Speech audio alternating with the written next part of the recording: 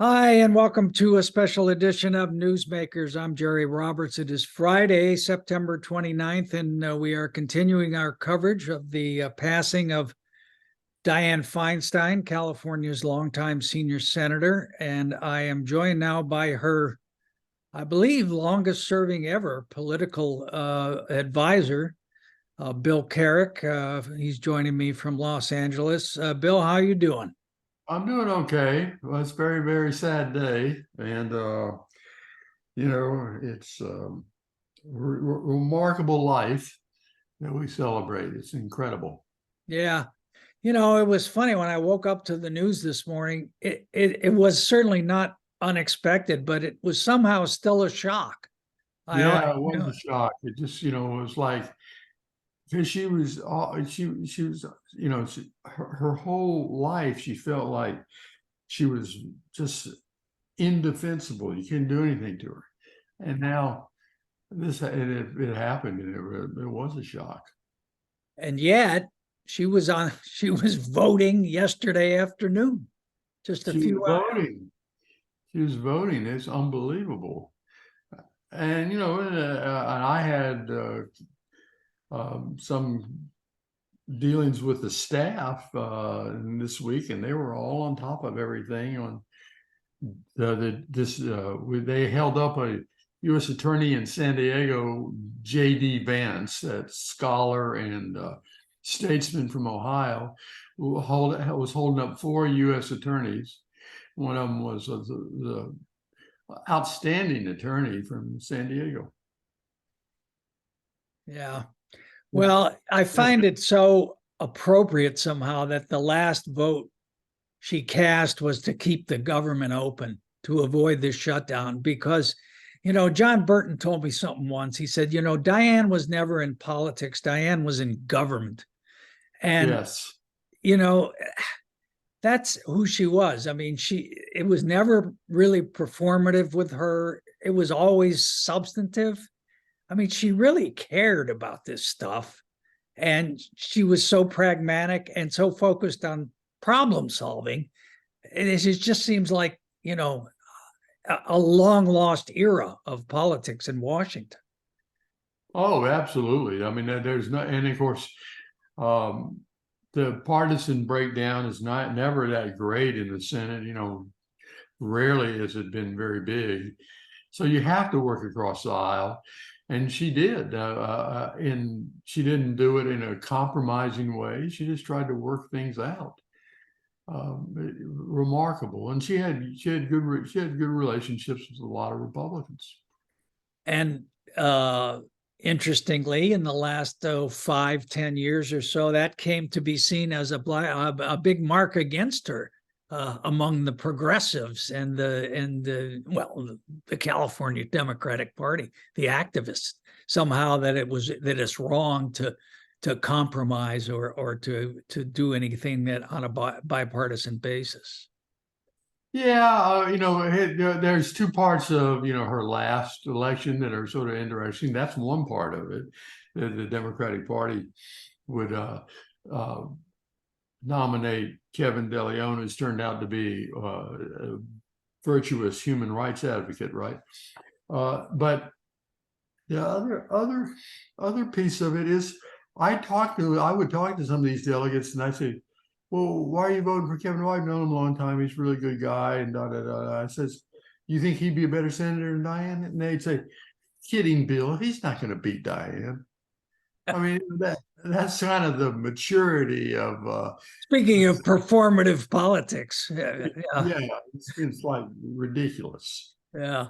Well, let's go back to the start because I think you, as I recall, first came into the political orbit it must have been 1989 or so. She Yeah. was running for governor. She got in late. She was struggling. She'd had some health problems and was fired by her political consultant, our friend Clint Riley, which was a first and still the only, I think, time that happened in American politics. But you came in with your former partner and spoke with her and Richard Blum. Can you recollect some of that, how that relationship started? Yeah, I had been working in the entertainment business for an Australian company that owned owned a TV network down there, and also had investments in film business in Hollywood. And I was doing business affairs for them. And and at one point, I told the owner and patriarch, you guys really should stay in they were real estate developers, big malls. I said, you guys, you really know that business well. You ought to get out of the entertainment stuff because you don't know what you're doing. And you can make a lot of money in entertainment, but you can lose a lot of money. So, they sort of were getting out, and they said I could go to work in the real estate business, which I did not want to do. So I was like trying to figure out what I was going to do next. My friend Larry Horowitz lives up north in Atherton. I worked together with him and Senator Kennedy's staff. He calls me up out of the blue and says, "You following this governor's race?" I said, "Well, there isn't a governor's race. I don't know what's I mean, Pete's going to be the nominee, and Pete Wilson was Pete Wilson, yeah, he had also Republican. Yeah. I said, it looks like Vandekamp will be the Democratic nominee. And Larry said, well, let me tell you something. Dianne Feinstein wants to run. She got rid of this guy, she got rid of this guy, Clint Riley, or he got rid of her. We never really figured that out. But anyway, that she needs some guidance and help, and because she's not a campaign, she's never run statewide, she's not a campaign junkie, so she needs some help. And so I had lunch with her, and at the lunch she said, Did you go to the house or did you eat lunch? she was in LA. She was in LA. Okay. A restaurant in LA, and she says to me, I'm thinking of dropping out of the governor's race. And I said, so I had nothing to keep me from being totally honest. So I said, before you drop out, you got to drop in. And she said, what do you mean? And I said, yeah, you got to figure out whether you can win or not. And she said, well, how do we do that? And we started talking about polling and focus groups. And she said, well, write me a plan.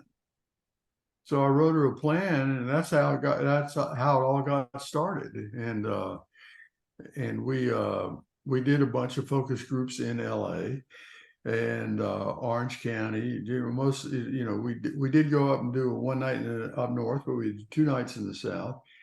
And it looked at, and I walked away thinking, well, this is wide open.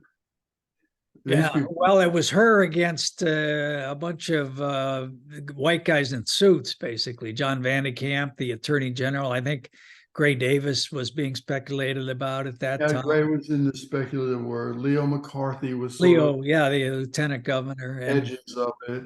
And of course, Pete.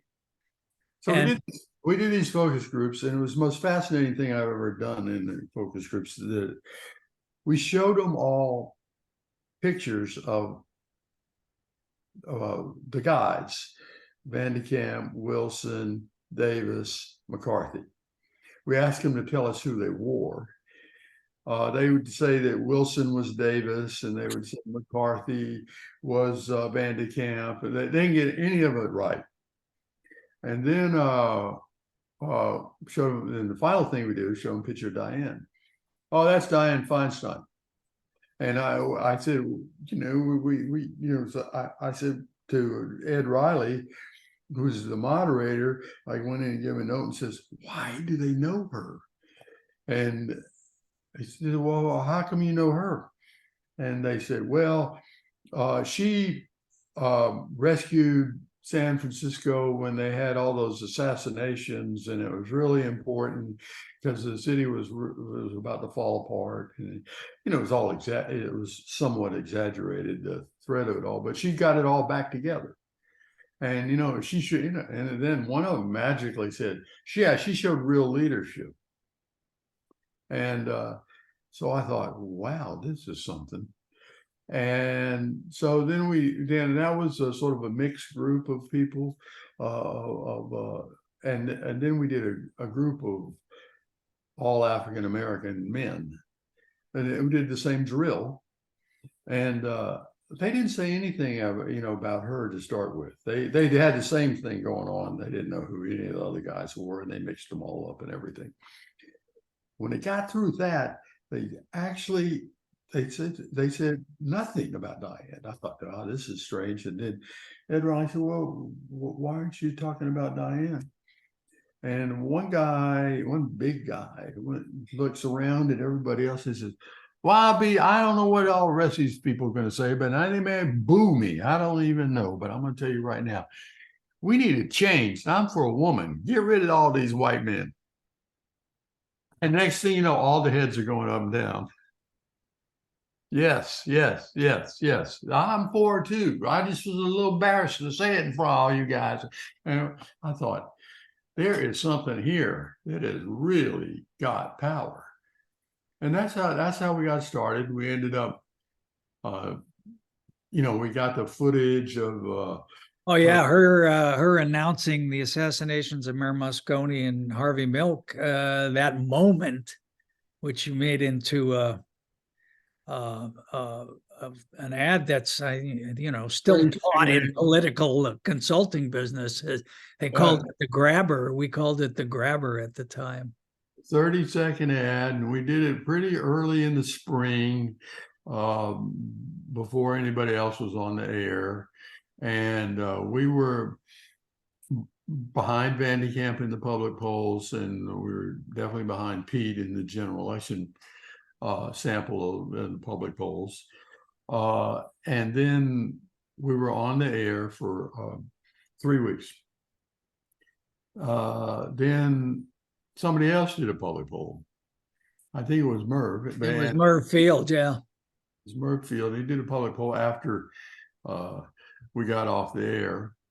And, about a month after we had started running ads. And we were beating Van de Kamp, and we were beating Wilson. And, then the whole thing, it was like pick up sticks. We threw it all, went up in the air one way and came down another way. Yeah, it's completely transformed the race. I still have never, the speed at which that happened, even by internet standards, it really changed quickly. And it really changed so fast. And it was, and we found that although John Van de Kamp was a very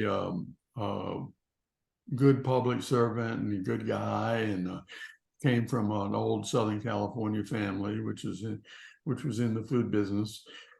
He didn't really have much hold on his own geographic base. So, after that all happened, Dianne said to me, I think I can do pretty well in Southern California. I said, yeah, I think you probably got to spend more time here. She said, that's why I think I'm going to rent an apartment here. And she rented an apartment in Century City, and she virtually ran the whole primary campaign, running around Southern California. Yeah. So she won that primary and then lost, I think, by 2 or 3 points to Wilson. But, they had no primary opponent. They had a lot of money. And they had a lot of research, and I think you said at one time it was like running against somebody who threw marbles out in front of you every morning. They always had. That was their whole game. The biggest thing that helped them was external to any of this dynamic. President George H.W. Bush sends the troops in to take Kuwaiti away from the Iraqis, and it looked like a just cause to everybody. And President Bush was pretty good at playing commander in chief, and the Republicans went from looking like they're going to have a really bad midterm to a pretty good one, because Bush's ratings went up like almost 20 points. Yeah, they were up around 90% at one point. Well, let's let's move on, because in a funny way, I always thought, even though she lost that race, she kind of won by losing, because she really did kind of penetrate the public consciousness in that campaign. And I think, and as you know, it's not easy running a statewide campaign in California. I mean, it's not a national campaign, but it's not Delaware either. Close. And she had done it. She had done it once. So when that rather weak appointee of Pete Wilson, John Seymour, to the Senate, to Pete's old Senate seat, came along, she kind of made short work of him. Yeah, it was you know, the interesting thing is, you know, in the immediate aftermath of the '90 election, Merv goes back to the drawing board with his polling, and Dianne's favorables were higher than Pete's. So you know, she had left an indelible mark, and so '92 was a great year for Democrats.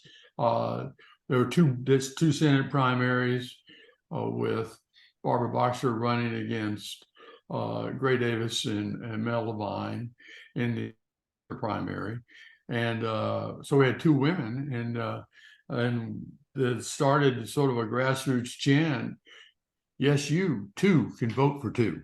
Yeah, And after the Clarence Thomas, Anita Hill thing, particularly, yeah, it really it galvanized. really took off, and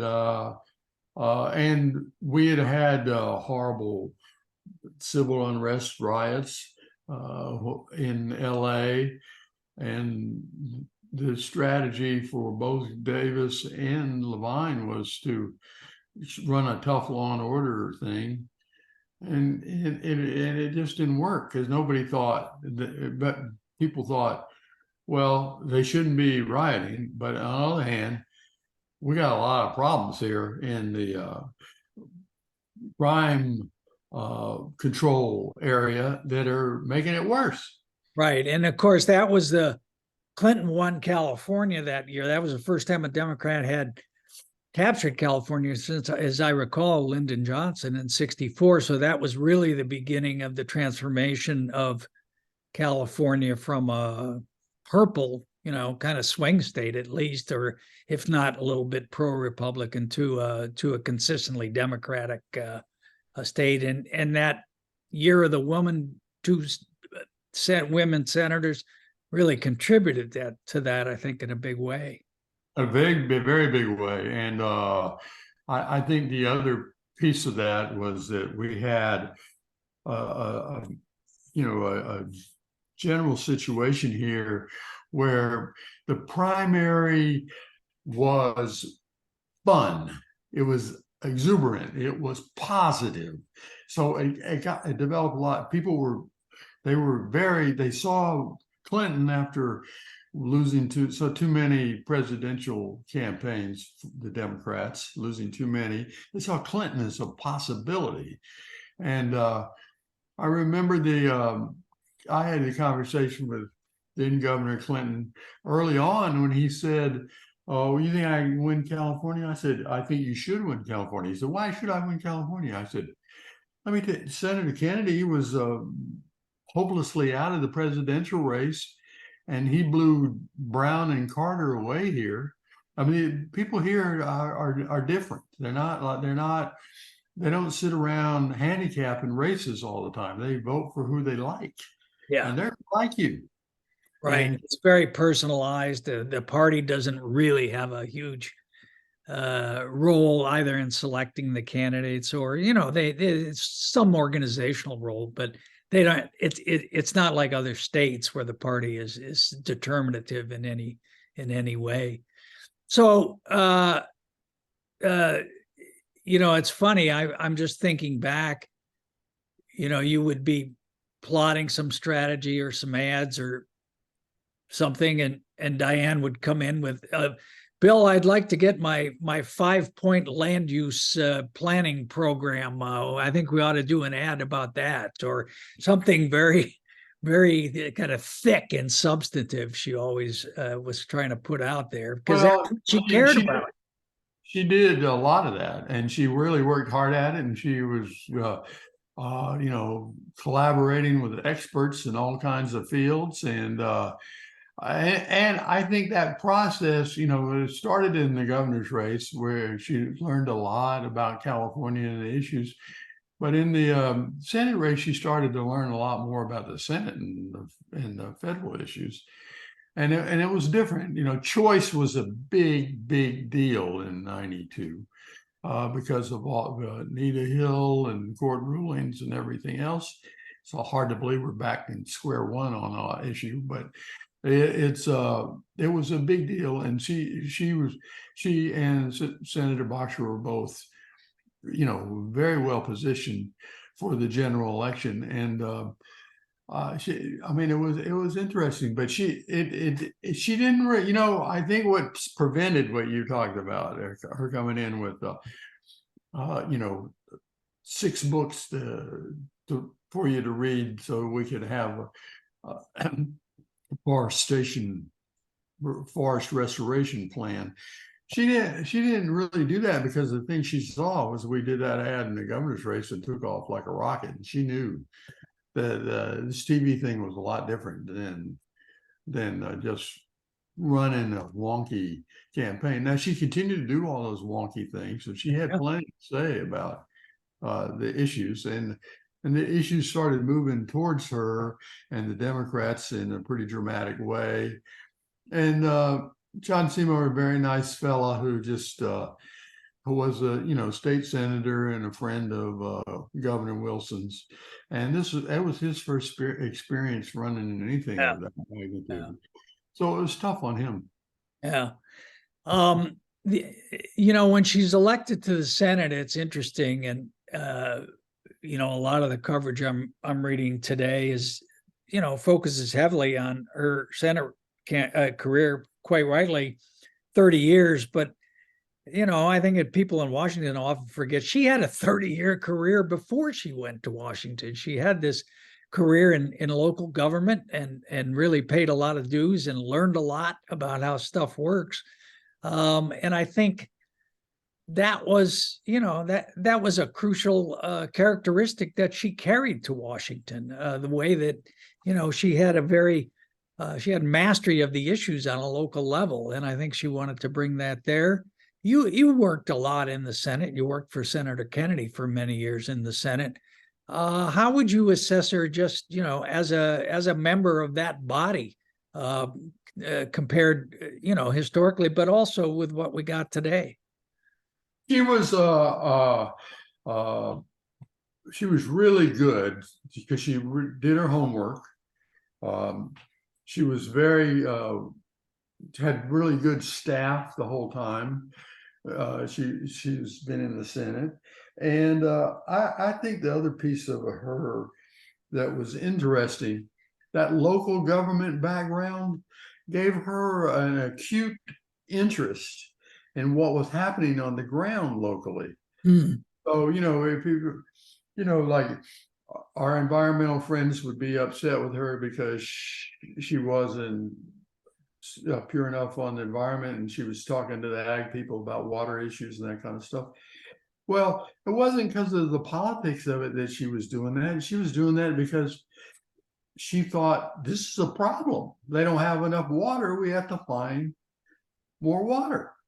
And there was many issues like that. I mean, that's the whole business of the Desert Protection Act. That came from her going out to the desert communities and listening to people and finding out what they thought should be done. And it became a cause celeb, and she found out from them that Senator Cranston had been working on this for years and hadn't gotten it done. She was determined to get it done. Yeah. And you know, and as you know, because you covered it all, she had a very negative experience with the gun world on a lot of different levels, mass shootings and finding Harvey Milk's body. Also the terrorists. Yeah, the New World Liberation Front and Patty Hearst and all of that crazy stuff. They Yeah. were carrying guns and planting uh, explosives in her yard. So she knew the issue very well, and she met with a lot of the families who were involved in these gun, episodes. And unfortunately, there were a bunch of them that happened during that Senate campaign. Terrible one in Stockton, which is a big shooting at a McDonald's Yeah. Yeah. with, And with assault that, weapons. yeah, that's one of her signature issues, and something that even when she passed the assault weapons ban, which was in effect for a decade and then it went out, but she never stopped working on trying to get it back. No, she's and right up till the end, she's still working on it, and they got a little momentum going on it now. Yeah. And then I think the other big thing for me in terms of her legacy in the Senate, just as a specific thing, is the way that she battled the CIA to get that report about torture in the war on terror and what had been done in Iraq made public so that people could see what the government had actually done in their name. Yeah, and you had the Republicans had exposure on the issue. The Democrats is having oversight on the issue. They had exposure on it, and obviously the CIA had exposure. So there were a lot of obstacles and a lot of criticism. And she really got the committee and the report done, kicking and screaming all the way till the end. It Yeah. was really big. And it was very important because it just defied America's commitment to decency. And we're running around the world torturing people. So that was a big deal, but it was tough. That was not something that, and a lot of our colleagues didn't have a comfort level with it. And, it took a lot of work. But it's kind of a case study of her politics. It's like there wasn't an ideological aspect to it. It was independent judgment. She had people shooting at her from both sides, figuratively speaking, and it really took a lot of persistence and determination, which are always two characteristics that stand out to me about the way she stuck with things. And yeah, stubbornness, sure, sometimes, but Yeah, sometimes, but a lot of it was just like pushing, pushing, pushing, pushing. And the other thing was that she became chairman of the Intelligence Committee, which was one and only woman ever to be chairman of the Intelligence Committee. yeah, and the first woman to be senior Democrat on Judiciary Committee as well, where she has had a lot of influence for. And the first woman to be chairman of the Rules Committee. Yeah. And that whole aspect of independence over ideology, it really kind of aligned her with where the voters were of California for many, many years. I mean, she was, but by polls, she was the most popular politician in California for several decades. And I think that's what it was. She just kind of knew where the mainstream was. She believed that's where political leaders ought to be, and that's where she was, on the natural. Yeah, no, she definitely was, and I think the other thing is that she did things that made common sense to people. That wasn't like something like that. She's doing the blueprint we have for the world. She was doing things that just made common sense consistently all over the time. And some of the and her ability and willingness to take on issues at the ground level.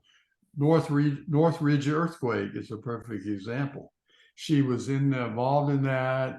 She was working with Pete Wilson, Dick Reardon, the local Democrats in local government in Southern California. James Lee Witt, who was then the head of the emergency capacity of the federal government. She got him to move to California and live in a motel in Pasadena. For John Emerson, who was in on the White House staff, was out here all the time. She had the administration focused on the Northridge earthquake. And as you know, we had a collapse of a lot of housing and freeways. People couldn't get back and forth to work. Yeah. Yeah.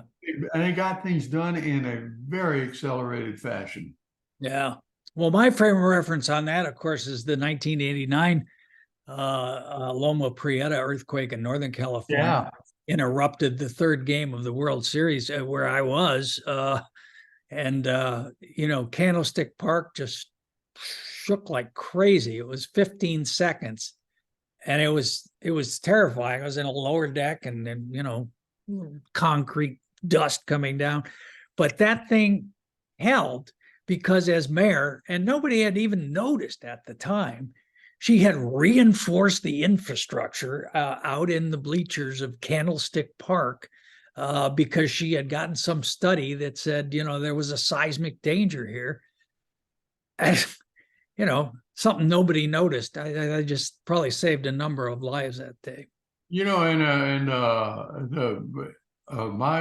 first real awareness of that was actually came out of a focus group. Some guy started talking about how she saved Candlestick and San Francisco from a really big tragedy because she did the earthquake retrofitting that made it 10 times safer.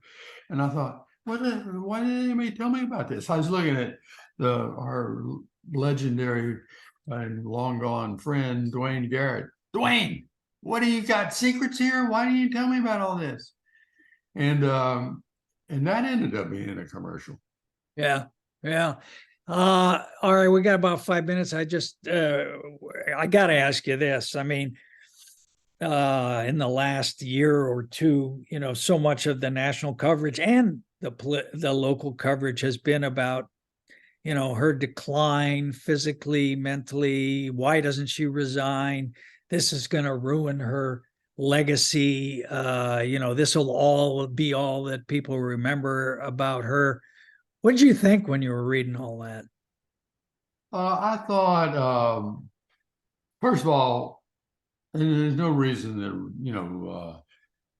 people at the ground level are going to know all the details of this, but they had a 1-vote majority on the Judiciary Committee, and so if you remove her, then you have a tie vote. So you can't report judges out, and you can't report U.S. attorneys out. There was a lack of pragmatic knowledge about what that would mean if she removed her from there, because they're not going to give a appointed senator a primo committee on day one. That so it was going to be very tough to do any of that, and I just thought it was just unrealistic. It's like, okay, well, if you had a magic wand, well, you don't have a magic wand. You have to deal with the reality of the Senate as it is. Now we're going to find out. Yeah, now we're going to find out what this means and how this works in practical terms. And now maybe things have changed some. I mean, obviously, it looks like Senator McConnell's got his own health issues. Whether he's going to run again after this, his term expires, I have no idea. But it's time for people to be realistic. You want to get things done, you got to do it together. Yeah. And what about this take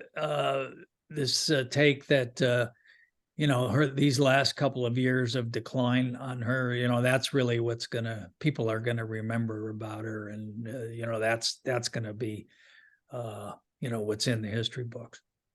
I don't think that's really true. There's too much to write about and talk about besides all that stuff. Yeah. We can't even talk about her whole history with the LGBT community. It's unbelievable. I mean, I read that somewhere. you did it. You did it in your book, and it was. I mean, to go all the way back into this 1970s. 1969. Yeah. I mean, incredible. Incredible. And as you pointed out in your book, we got hit by it. It was the Republicans Henry. thought it was negative. They Yeah. thought it was negative. Yeah. And they went after us on, particularly on the marriage and her, Yeah, right. There are a couple of lesbian friends. All right, real quick. So, we got to ask the political question. What happens next?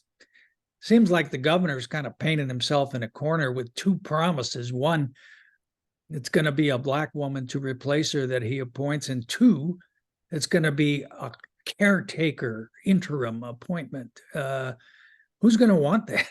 And how many candidates are there? Well, there's going to. I mean, I think there'll be somebody who wants it, but it'll be somebody who's doing it in as a public service and can economically afford to be away from whatever they do to earn a living for a long time. I mean, all these things are very difficult. This appointment thing always sounds like a very easy thing to do, but we've had so many of these things that just not worked out. Yeah. I mean, the famous Minnesota Twins, where they got two people appointed and they both lost in the next election. I was growing up in South Carolina. Fritz Hollings had lost the U.S. Senate race to the incumbent senator who later died. The governor appointed himself.